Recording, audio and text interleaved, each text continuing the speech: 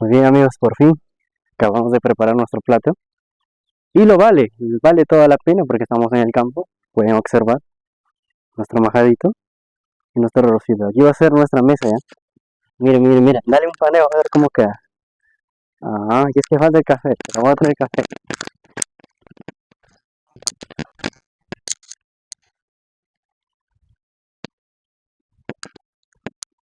Ahí está, pues gente, miren, ¿cómo la ven? De la patada, ahí está, tómale, panéalo, ahí tenemos nuestro café y todo nuestro preparativo, ¿cómo se llama esto? Majado, ¿no? Aquí tenemos otro majadito con su chanchito y arroz y su cafecito espectacular. Y con esta vista hermosa, bien chéverísima.